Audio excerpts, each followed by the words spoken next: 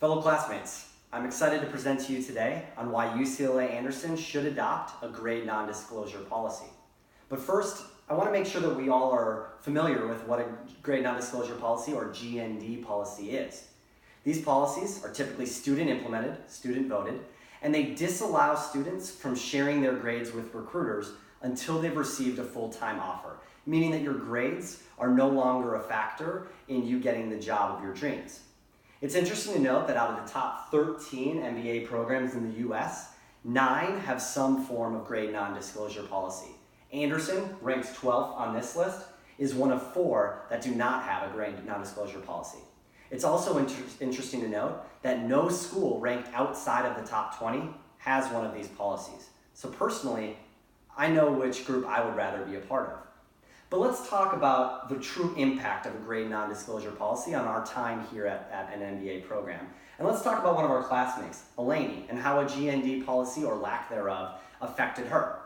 Eleni came to UCLA Anderson from New York, where she was a pretty prominent lawyer for 7 years. She had some pretty great experience in the financial crisis. She was actually an integral role on the Lehman Brothers Chapter 11 bankruptcy filing.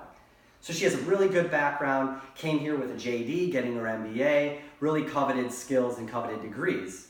She came trying to switch into one of 2 careers. Her fallback was banking, and her stretch, but kind of more passionate choice, was the entertainment industry. So the reason banking is the fallback is her skill sets align really well with that. So as long as she came in and she did pretty well in the classroom and interviewed well, she would get that job. But in order to get her second choice, the entertainment industry, she not only would have had to have done well in the classroom, but spent a considerable more amount of time networking and getting an academic internship in order to get her foot in the door in that industry. So when she got on campus last year and she saw the workload associated with some of the core classes, even finance ones that she was more well versed in, she quickly realized that an academic internship wasn't going to happen. So instead, she focused on the banking job, not only to get the job, but to get the offer as quickly as she could, hopefully before winter grades were posted, in order to level the playing field amongst other schools, candidates from other schools like Stanford, Columbia, Harvard, that had GND policies that wouldn't have to share their grades. So let's not feel too bad for Eleni in her situation. She was able to land a pretty great job at Barclays last year and will be headed back there full time. But she's still left a little bit to be desired in terms of getting into the entertainment industry. So throughout this presentation, I want you to think about what a GND policy would mean for you and your experience at Anderson. There's 2 sides to every debate. This debate is no difference.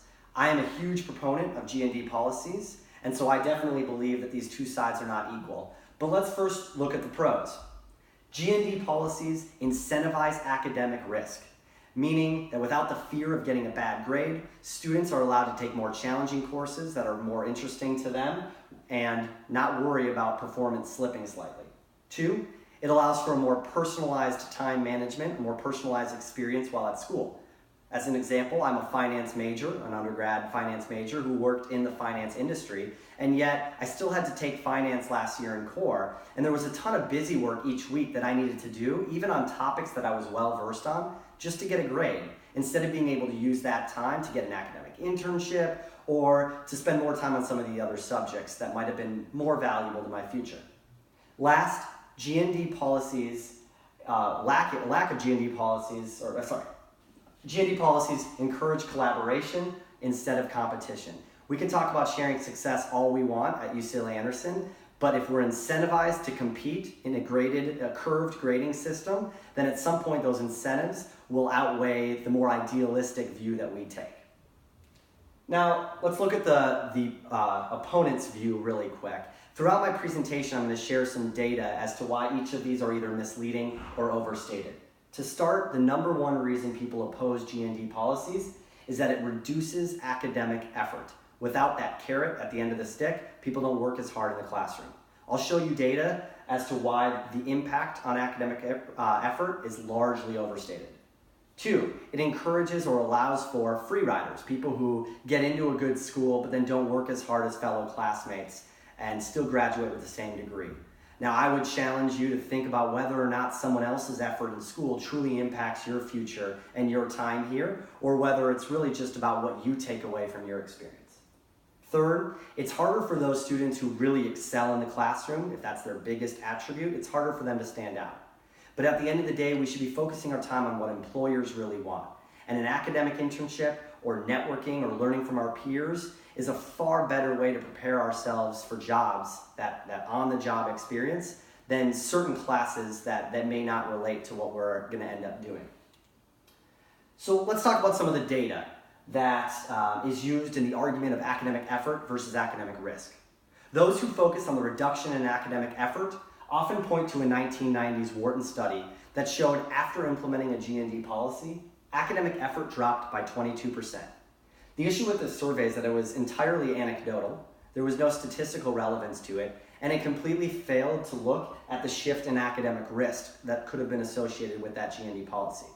So thankfully, we have access to a new study done in the 2000s that was actually a statistically relevant study that showed the academic effort reduction was really more like 5% or 50 total hours in a 2-year program. And in addition to that drop came a statistically significant shift in academic risk. And this means that within a specific subject field like finance, students were now opting for more challenging courses within that field. So it's really important to look at both of those things.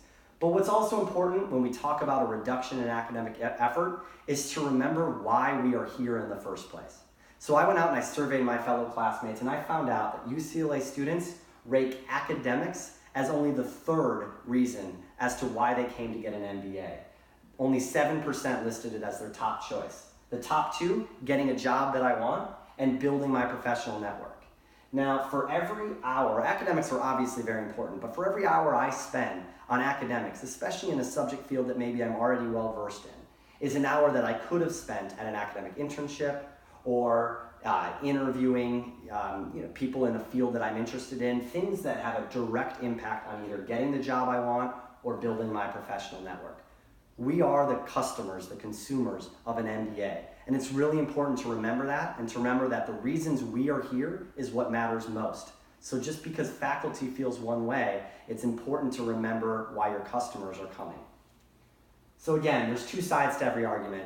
The proponent side is pretty clear, but on the opposition, in terms of reducing academic effort, the data is largely overstated and misleading. The free rider effect, if you believe that that is actually an issue worth combating, we can implement minimum GPAs, because again, you're still graded, you're just not sharing those grades. So we can implement the minimum GPA to make sure everyone's still working hard, or we can grade just core classes instead of the electives as a way to still ensure that everybody's working hard in at least the core. And third, it being harder to stand out, it's important that we encourage students to stand out where it matters most to employers. That's leadership skills by getting involved in clubs. That's academic internships, getting real on-the-job experience. With a GND policy, we could enhance our MBA experience, but it is up to us to get one of these implemented. Thank you.